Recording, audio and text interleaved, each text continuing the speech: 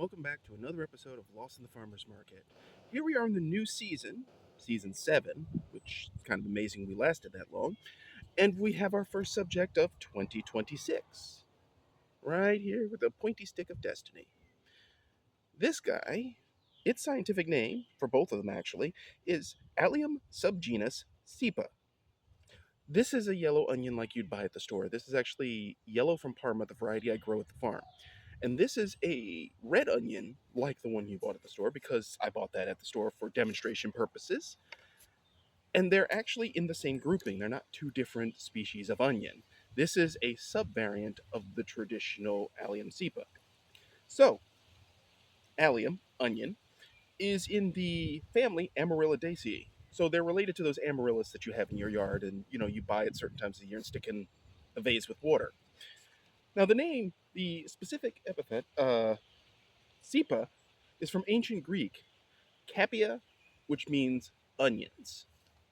I mean, that's pretty darn straightforward, ain't it? Now, onions actually are native to Central Asia and Central Persia originally, but tracing their history is a little difficult in the case of this variety because it's traveled so far. They are hardy in USDA zones 5A to 10B, but they're typically grown as an annual. But realistically, onions are usually a biennial. This is technically a second year growth. This is one of the onions from the soup kits that I sell at the market, and it decided to sprout. And instead of turning it into a meal, I encouraged it to do its thing.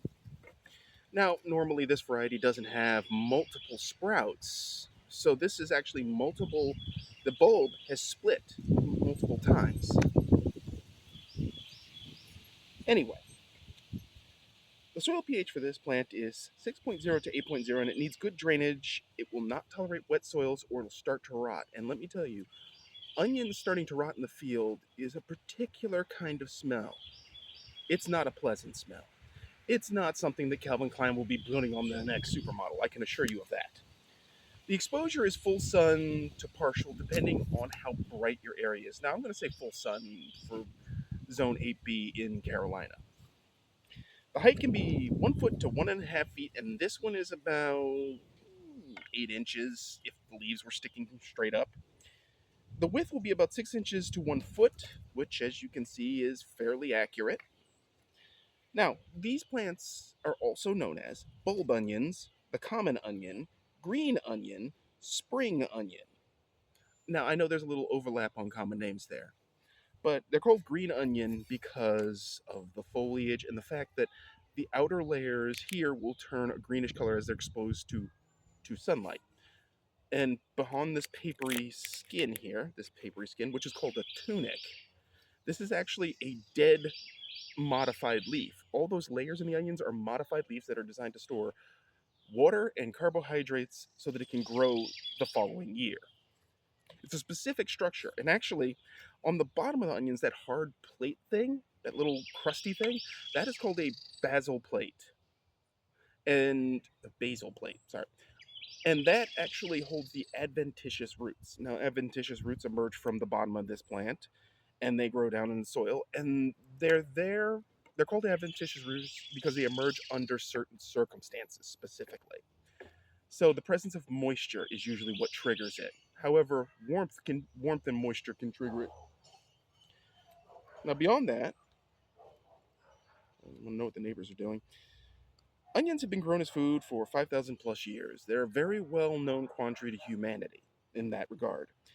Now, interestingly, the compound that makes you cry, which is called allinase, which honestly sounds like a nostril-clearing pharmaceutical compound, it breaks down to produce syn-propanethyl S-oxide and lacrimatory factor synthase. Now, these are the two things that make you cry because they stimulate your tear glands in your eyes.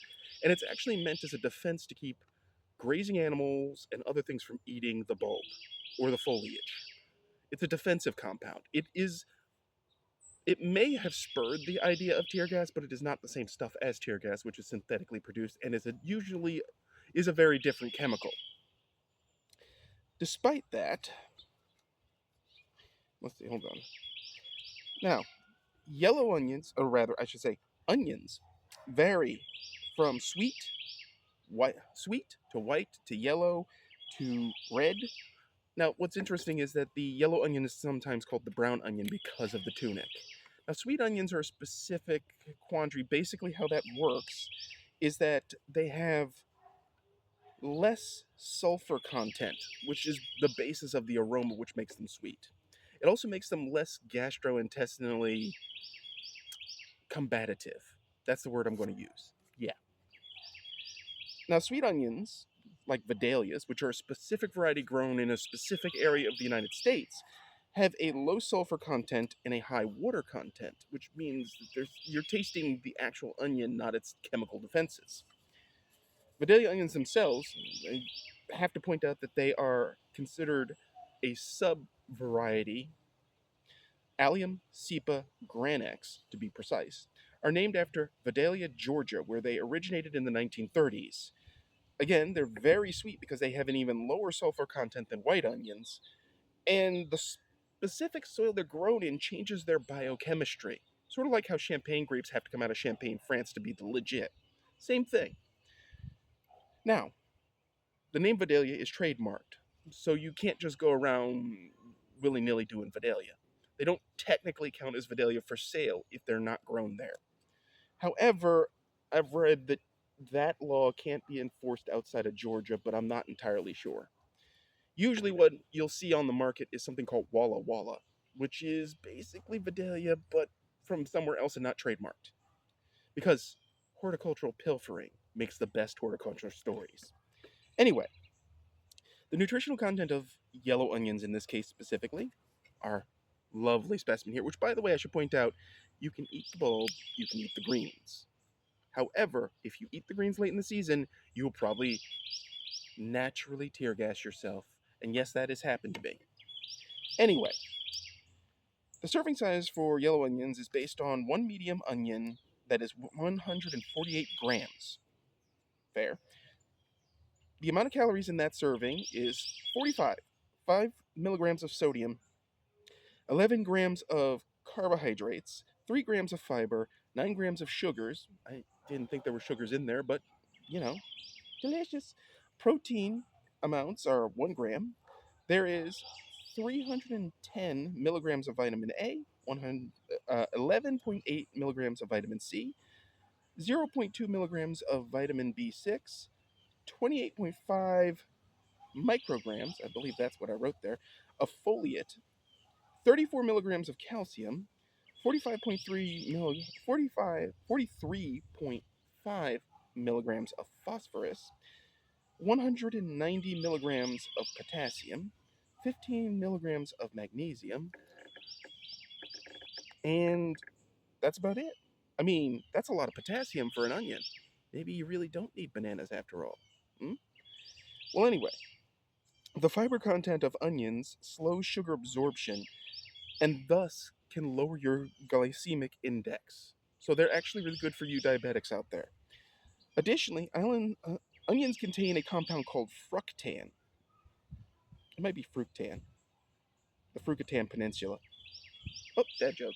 Anyway, fructan, which causes gas because the small intestine has trouble absorbing it. Yellow-brown onions have the most of this compound, which is why those White Castle burgers often wreck you. Word to the wise, don't eat White Castle burgers Saturday night and then go to church. Don't ask me how I know. Anyway, onions are also a low oxalic acid food. They do not help you pass kidney stones at all. They do nothing for the passages in your kidneys.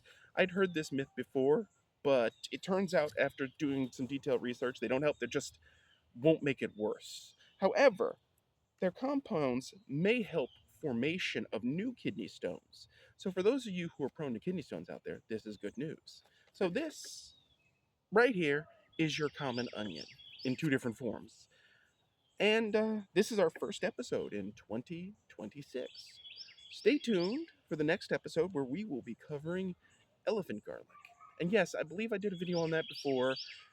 I will link where appropriate to the older videos so you can see the old ones and compare them to the new ones. As always, folks, thanks for watching.